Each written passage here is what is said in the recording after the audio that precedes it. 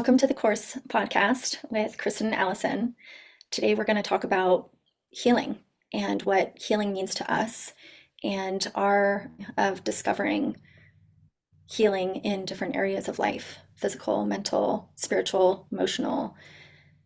And this topic is really interesting to us because there's so many different perspectives about healing and so many different layers possibly to healing. And I think even just in our conversations, healing means something different to each person. And so we're going to explore what is healing. Yeah, I'm really excited to talk about this. It's obviously being in the therapy world, it's on my mind a lot, and then navigating constantly my own healing journey, as we all are. I think it's good to come to your own definition of what it is. I also feel like it's a really hot topic, like just a lot of people on social media and yeah, kind of in all areas of life talking about this topic of healing and what it means. And yeah, you think about when you hurt yourself or your kid gets a boo-boo, healing is really clear, right? Oh, well, the boo-boo goes away or the wound heals, the physical wound heals. We can see that happening. But this idea of emotional, psychological healing is not something often that's visible to the naked eye.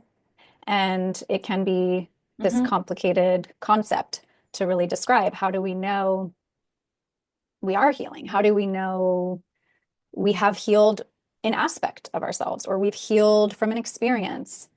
And what's the process of that? What does Mm-hmm. it look like? Is it the same for everyone? Is there a step-by-step path that works for everybody? I love that you brought up the difference between physical healing because that is so obvious, like a sore throat. It's like, okay, we know we're healed from the scratchy sore throat and the coughing when we don't have that anymore. Relief of symptoms, I think, is probably the way to define it in physical terms, but probably also in other terms. And maybe those symptoms are something that is causing distress in life, one way or another, mental distress, emotional distress, and it's preventing us from really feeling the fullness of who we are and living our lives as we are meant to or feel most connected to living. And so I think aside from physical illness, I would say that healing is a process of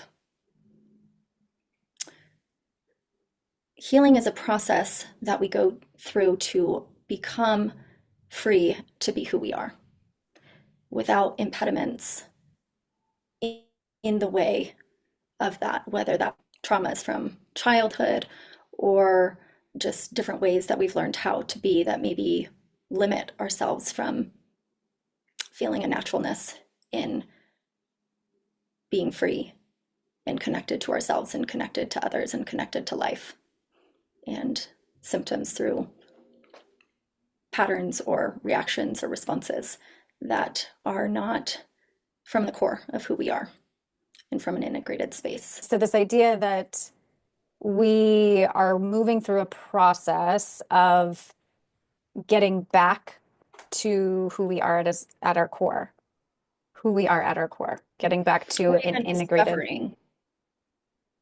Okay. Yeah. So, Yeah, it might not be a going back, it could be a becoming. Like healing is becoming we are. Like, and sometimes that could be going back maybe before a trauma, or maybe that could be remembering certain parts of ourselves. But I think it's becoming who we are. right, because painful experiences can pull us away from our authenticity. They change us. Our experiences Hmm. change us, and we Hmm. we adapt different attitudes, behaviors, states in our nervous system. So the process of healing Hmm. means peeling back those layers, kind of releasing, letting go, and being free, you said, to just be who we are. Yeah, yeah, exactly. So peeling back those layers, discovering what those layers are, and learning possibly where we did shut down or how our nervous system did adapt to certain things and discovering what those are so that there's more choice and more awareness in maybe responding or living life in a way that's not out of how we were shaped, in more of just a naturalness of who we are inside. I think the word integration is so key. And as you were talking, I was just feeling into this knowing from my personal experience of healing not being about getting rid, as you mentioned, it's not about getting rid of parts of myself. It's coming to understand them, coming to love them, coming to see maybe their function that they've tried to play in my life and getting to work with them. And it's not about rejecting more parts of self. It's about how much more I can bring in and understand and work with and have choice with. Yeah, I like this piece about choice because so when you're in the pain or in kind of a traumatized state, I guess we could call it, the the experience or the pain or the shame or the trauma from whatever it is in the driver's seat. It's determining and coloring how we experience life, how we move through the world, how we show up in our relationships. And so Mhm. it's not about rejecting these parts of us or these experiences we've had. It's about understanding them, like you said. So from this place of self-compassion, instead of allowing Mhm. these things to really own me unconsciously, I can instead look at them and ask questions and understand where it comes from and maybe how this pattern or way of being has served me and was really necessary based on my experiences. And yeah, once you have that conscious awareness and you're moving through that process of healing and integrating, well, then how can I shift that or soften it or use it in a way that feels more aligned and allows for conscious choice? Mhm. Yeah, even just that piece of talking about it and turning our gaze to it is such a different experience because it's giving it permission to be seen, whatever that piece is that's in the driver's seat. Um, it is, I think turning our gaze can sometimes look a lot of different ways, whether that's like, oh no, I don't want to see this, but I can't keep running from it. Um, but I guess what I'm speaking to is this experience or this process of acknowledging what is in the driver's seat and how learning about it is the step or a step in healing. Hmm. Yeah, I'm thinking about that saying, what you don't own owns you, something like that. Yes. Yeah. And like, yeah, what you resist persists, or Mm. something along those lines, like a wound that's festering. Like if we're not tending to it, then it's just getting bigger because in my experience personally and professionally, these parts really do want to be seen and heard and integrated and acknowledged, and um, they don't go away. They Right. can change kind of shapes and how they affect our lives and how we see them, but exactly what you said, what you don't own, what you don't look at is going to come find you anyways. Hmm. Yeah, I think a lot of people have the mentality, well, what's the point of acknowledging, especially when we talk about childhood and family of origin stuff? What's the Hmm. point of acknowledging what went wrong or where my parents, quote unquote, failed me, or where my needs weren't met? And, I think I can make sense of that because from that, like, their perspective, it's, well, then what do I do with that? Then I'm just being negative or, allowing myself to just feel unhappy. And it is what it is. Those things happen to me, and there's nothing I can do to change what has happened. But I think it's so true what we're talking about. When you don't look at it, that doesn't mean it goes away. It's there. It's within you, Hmm. and those feelings you don't want to look at or touch are not going to go anywhere. They're just going to manifest in a variety of different ways in your life, whether you choose to acknowledge that or not. And sometimes it's physical symptoms, and it can manifest in our relationships and just life satisfaction in so many ways. But I want to come back to, so for me, my own personal healing journey has been, and this is a really important part, I guess, of my definition of healing, has been reclaiming my authenticity. So through, Hmm. moving through life, uh, with everything that happens when you grow up in a family with other people who are very different from you, who have their own wounding, and of course there are missteps, and we can't avoid pain and shame. We all experience that to some degree, despite everybody's best efforts to avoid that. Um, and so part of my wounding, just, yeah, as I moved through childhood and adolescence and many different experiences, was it's not okay to be me. There's something about me that's not acceptable or lovable or likable to others. I'm too much, I'm too big, I'm too this, I'm too that. I think so many of us get this messaging, or I'm not enough in some way.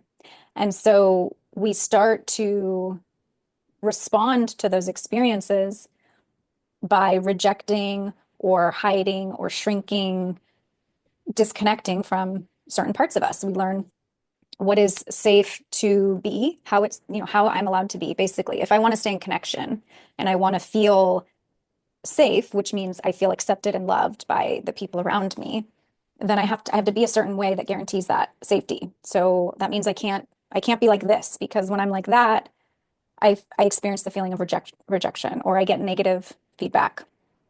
So we based mold ourselves based on these experiences, and that just continues throughout our lives. But we're really susceptible to that, of course, in childhood, in those early years, when we're just figuring out what happens in the world and what relationships are about and who we are and how we're allowed to exist in the world. And so I feel like the first, probably, oh gosh, I don't even know if I could put an end date on it, but let's just say like the first 14 years of my life was learning um, which parts of me were not okay to be and needed to go, Hmm. and rejecting those aspects of myself based on my experiences and feedback from others.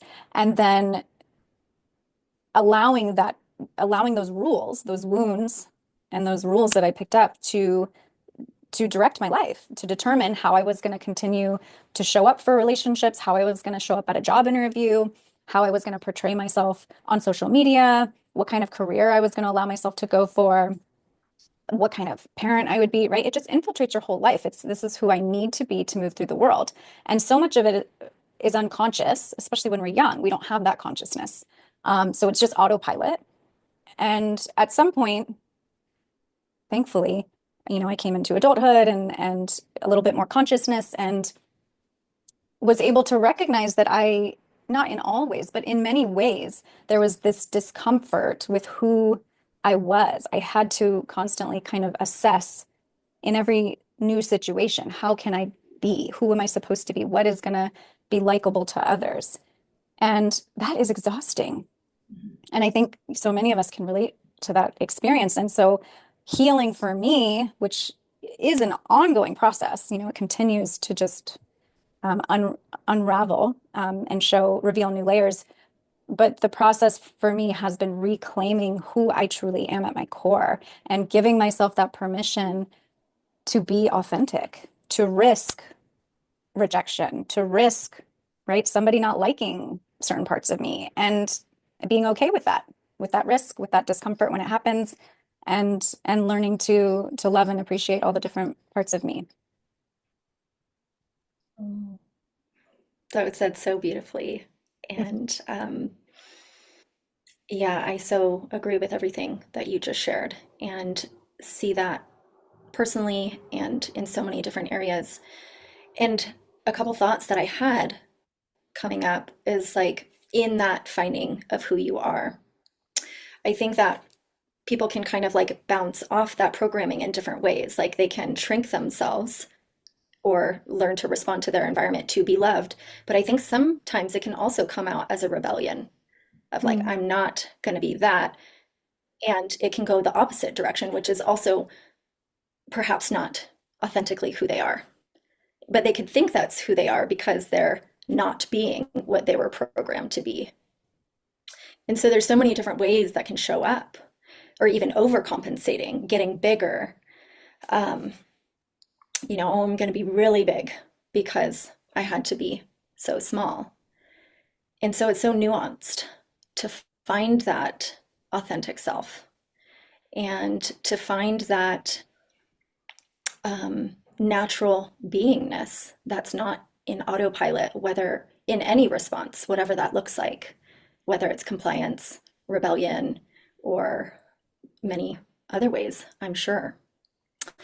And discovering that inner voice, that inner knowing. But as you said earlier in your share of like the question that many people or some people come up against is like, what's the point? Like, why disrupt the status quo? That's scary. And especially in some relationships, it's like, oh, I don't want to have disturbance with my mom or dad or spouse or anyone. Like it's working just enough.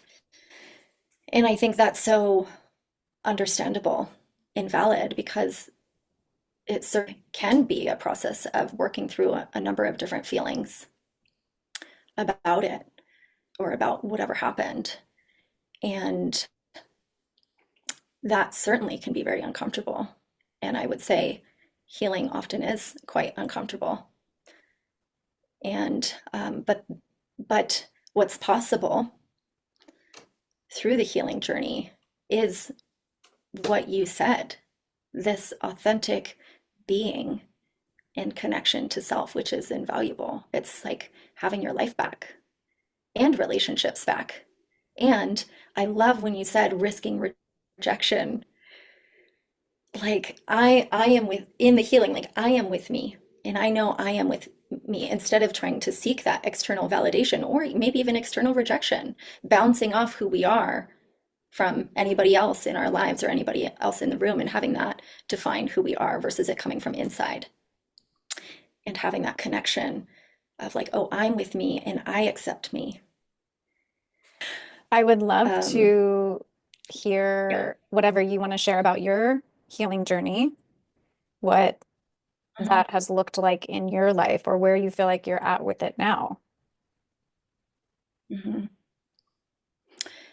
I think it was our last episode when we were asking each other questions. And I think I don't remember exactly what question you asked me, but I remember my response was something like, I just what I wish I knew or something, and that is that I was okay. And I think that really speaks to what we're talking about of just this wish that throughout my life that I knew that I was okay, just the way that I am. And I'm not sure I can exactly pinpoint how my healing journey started. I think there have been a number of pivotal moments in my life that really brought different aspects of myself to the forefront that needed attention. And perhaps I've always just been a curious person or an analytical person. And I I would say that it was probably in my early adulthood. And now that I'm thinking about it, I think that becoming a mother and getting pregnant really catapulted my wish to heal certain aspects of myself or generational trauma in my family line so that I wouldn't pass it on to my daughter. And I think that was a really big commitment for me. And that really marked the start of my journey where I looked at myself. And so that certainly happened pre-pregnancy and then during pregnancy. And there's certainly no way that I could see everything all at once. Certain pieces come up at different times, depending on my capacity, where I am, who I'm relating with. And therapy has been a big part of my journey. And I started therapy as a teenager and have been on and off with it in my life. Um, but through therapy or through self-reflection has been noticing probably firstly different patterns in relationships, patterns in um, perhaps how I think about myself, and resonating with what you spoke to earlier about that like simple discomfort. And I think for so long I felt just uncomfortable being myself. And what's helped me so much is the integration of lost parts of self. It's been identifying certain parts of childhood that affected me, but also acknowledging that there are certain parts that I couldn't identify, but I could certainly feel.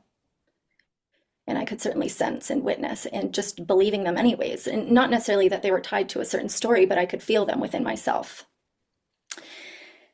And so discovering patterns, things that happened, having self-compassion, believing my body and myself, even when I didn't have a story to attach to it, but just listening to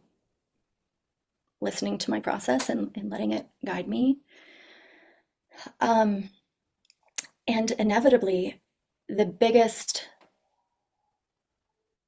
part was simply learning that every aspect of me was okay and welcome and deserving to be heard.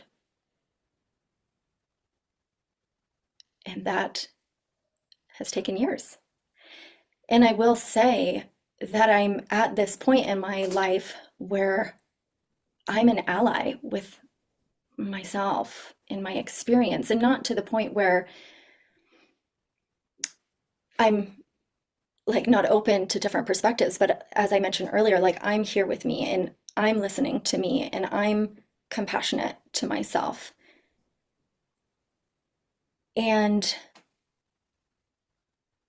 I'm staying with myself, regardless of what's happening right now. And so there's an okayness that I feel, and that's inclusive. That's inclusive to the many different parts of this unique version of human being that is me.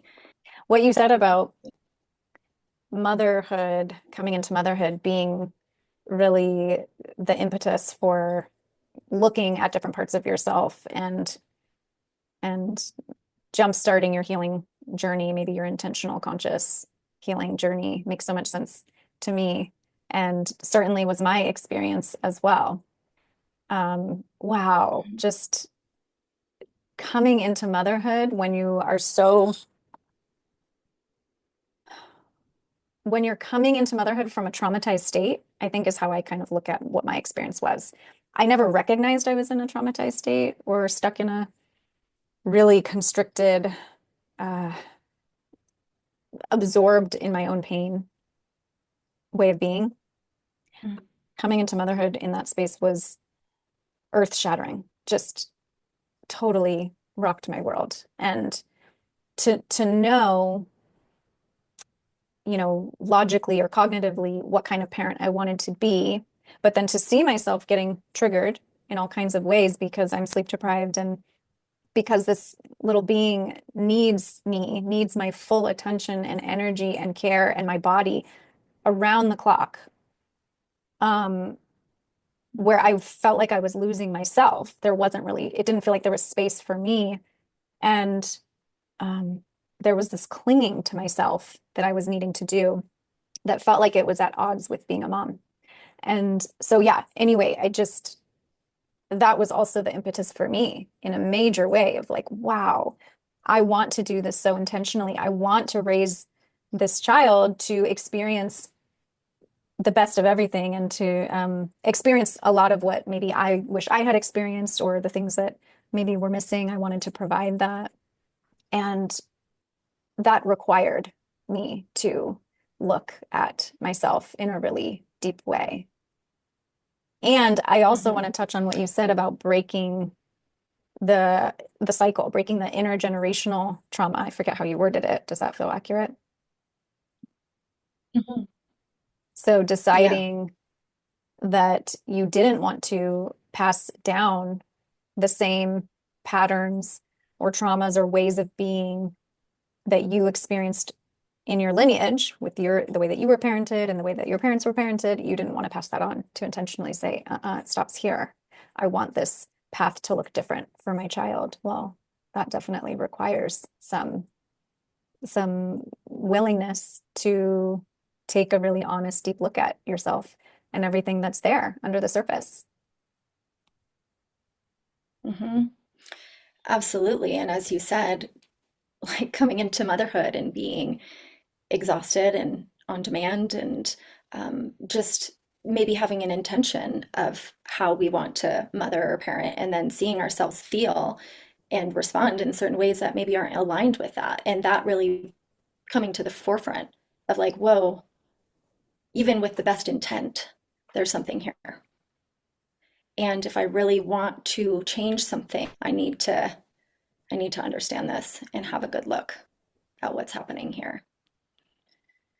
And I think motherhood or parenting is an incredible avenue for seeing our seeing our I was going to say limitations, but I think that just parents and probably especially moms get so much of that maybe feeling of feeling limited that I don't want to put it under that umbrella of being limited in any way, but it's the perfect opportunity to see areas that perhaps aren't integrated or understood or healed. And I had a teacher say to me once, like, you're never gonna get rid of this like wound. It's never gonna go away, but you can learn to work with it. You can get the layers of support. You can come to see it and to see what this part needs. And that just felt like I could breathe. Because up until that point, I think, like we mentioned, it was like, how do I get rid of this piece that I don't like? How do I just make it go away so it never shows up again? And that really changed something for me to understand that. And I think there was some grief in that too. Hmm. But inevitably there was also some liberation. I think initially there was some grief, like, oh no, this part is with me. This wound is a part of me. But I think through my journey, then there was just more self-acceptance and understanding of like, okay, this is my life, this is my journey, this is my body, this is my being, this is who I am, and I'm going to bring all parts on board and just have acceptance as a hologram of who I am. And another part that I loved, this was a different teacher, and she said, this is in regards to parenting, and she says,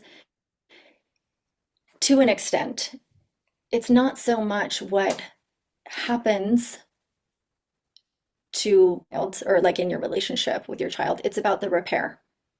And so maybe there's a time where we don't act how we want to act as a parent. And I mean, we have to see that that's going to happen. There's never perfection. But that we have this opportunity to repair. And I think that's something that is so key, yes, in parenting, but in our life, like just there's the possibility of repair. And what does that look like? And perhaps repair in this sense is connecting. I want to come back to the what you when you were saying the recognition of your wounds not going away. You're never going to get rid of it or them, which makes so much sense. I was thinking, if I were to hear that or sit with that, yeah, I can imagine the initial response of like, oh my gosh. And I think a lot of people feel this way, when they recognize their childhood or what went wrong, there can be this feeling of I'm damaged goods. Like I'm just damaged. This is what happened to me. This is the family I grew up in, and this is who I am now, and this is who I'm destined to be. And that's just the card I was dealt, sort of a thing. And to which I say, no, because in my experience, which you touched on as well with the self-compassion and the integration piece, is no, you can actually experience, I guess I should say, I have actually experienced the process of being with the painful experiences and releasing the, I want to say all, but releasing the emotional connection and the weight of those experiences and being able to liberate myself from those experiences, not in that they go away or there's no attachment to them. They still show up, mostly when I'm not feeling my best because of life and parenthood and not getting enough sleep or anything, just those waves that hit us. So they still show up, but I relate to them so much differently. Whereas before, it was, Mhm. okay, this is just who I am. These experiences defined me and shaped who I am, and this is how I'm going to move through the world. Now it's no, I can acknowledge what I've experienced, and I can even feel grateful for those experiences to some degree because I see the process and the path that they led me down. And I was able to alchemize them. I was able to get back to a place of reclaiming who I am. And yeah, so your wounds never leave. They don't go anywhere, but um, the relationship to them can dramatically shift. And they no longer maybe feel like wounds. Mm-hmm. Right. Yeah, thanks so much for bringing that in. It reminds me of this book that a professor of mine had told me to read when I was 21 and had gone through a difficult experience in life. This was before becoming a mom. And the book, I just find myself referring to it still at different points of life. Healing Through Dark Emotions, The Wisdom of Fear, Grief, and Despair by Miriam Greenspan. And I remember I had told you about this at some point. But I read that book and I probably won't do it justice, but a big piece that I got out of it was we need to feel to the depths of whatever that fear, grief, and despair are. We need to really allow for that, kind of as you said, that emotional piece that's connected to that wound, to allow ourselves to feel and let it go through its natural process of feeling. And through that is the integration that we don't have the same emotional charge or emotional um, attachment or bind as we once did. And I think that was my very first imprint through reading that book and applying it to what I was going through in life. I went on this solo camping trip for a week, and my intention of that camping trip at 21 years old was to be with the grief and despair and fear that I was experiencing at that time. And I was crying myself to sleep. I mean, for months before that, but specifically on this week trip, I was like, I'm going to just allow myself to cry myself to sleep at night. I'm going to allow myself to really feel the despair. I'm going to welcome it versus all those months prior. It was like, okay, go to acupuncture, like make it go away. How do I make these uncomfortable feelings go away? And in that week, I didn't have this timeline of like, okay, and when a week comes, I'm done. It was like, I'm just going to give myself this full presence to feel. And whatever's needed after, I'm going to do this experiment and trust this experiment, allowing myself. And what I discovered through that was exactly what you said. It was a complete change in how I felt about what I was grieving and what had been gnawing at me for all those months. And I felt this sense of neutrality and peace and acceptance and of course remembrance and understanding of what had happened. But it completely changed my relationship with it and my life. And as you said, there was an aspect of gratitude with it. And I guess speaking of this reminds me of how there are um, like the grief cycle, there are these kind of templates for healing that we're aware of. But in my experience and in relationship to what you shared, was that we absolutely can feel a shift to that wound regarding our in how we take an approach to it and how we are with it, and inevitably integrate it into our system or digest it. And I remember a conversation you and I had about, yes, the digestion of our experiences. Yeah. Hmm. Right, because so when we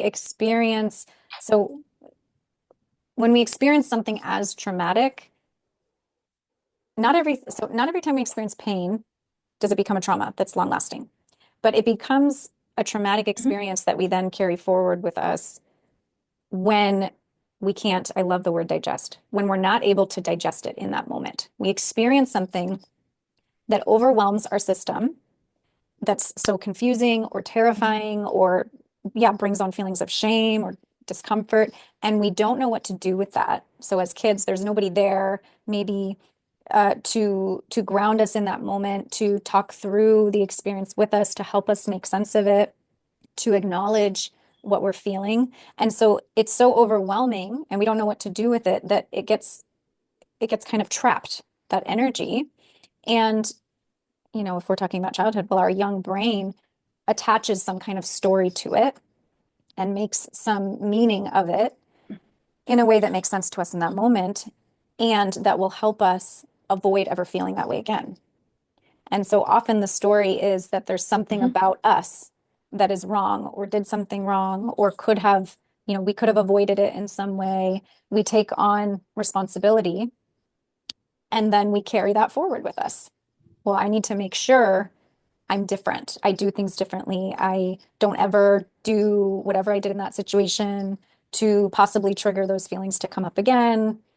And that's how we move forward with life. And so that's where it creates a real imprint.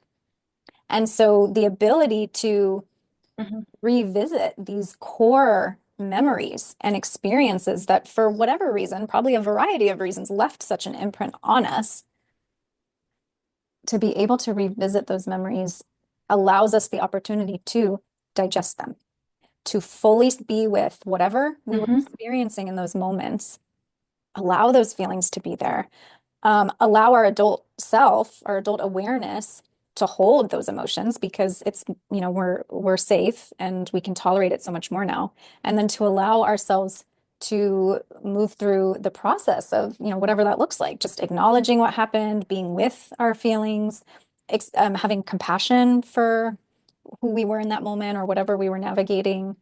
And and there can be, if you fully move through that, this release where, wow, this experience no longer has this emotional hold on me. And sometimes we don't even recognize the emotional Mhm. hold that a certain experience has on us. As an adult, we might not put that together, or it might not be so Right. clear. But being able Right. to fully digest and process whatever the experience was might allow you to show up differently when you're able to Mhm. release the story that was attached to that experience. Well, suddenly I feel kind of different. I feel kind of liberated, or there's this part of me that now is allowed to show up in my present life or relationship that feels really authentic and again, liberating. And so it just brings us closer to who we truly are. And there's so much, I know for me personally, coming back into that authenticity, I can experience so much more joy. There's just so much, life just feels so much fuller when we're in a relaxed, safe, authentic space. There's just more capacity for good and joy and really living.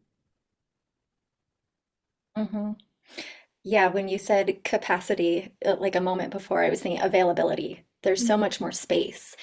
And also the word play comes to me, like this ability to play with life and be curious, which might not have been possible before. And just touching on what you said in regards to like the stories that we attach to what happens or can get attached. And having this kind of understanding for myself that there have been things that have happened that the story was actually showing up in my body, like you mentioned earlier, and that I didn't have like a cognitive story, but my body was showing the story, such as being in a freeze response. And so I think that was a different experience for me of not having a story that I could track and instead having to just be with the unknown of not having a story. And I think I was kind of alluding to that earlier. Um, and maybe it's just that the story shows up in a different way. Um, and with that as well is like something that could happen to an infant or something that an infant experiences, maybe a different kind of story or show up as a different story than something that happened at 21 years old or 14 or 7. Um, Such a good point. Yeah, when we experience a trauma or a core wounding when we're pre-verbal, and even if we're not, right? Even if it happens later, but there isn't a conscious story or a story that we're able to tap into, that there's just this felt energy that's connected to whatever it is. Your body is holding a story or an energy around something that wants to be released. mhm, mhm. Right. So it's not always this like mental processing. And that's what I'm loving, that there's so many more practitioners in somatic therapies of this kind of like, oh, what stories or patterns is my body holding right now that maybe are different than ones that I've analyzed or thought through. Hmm.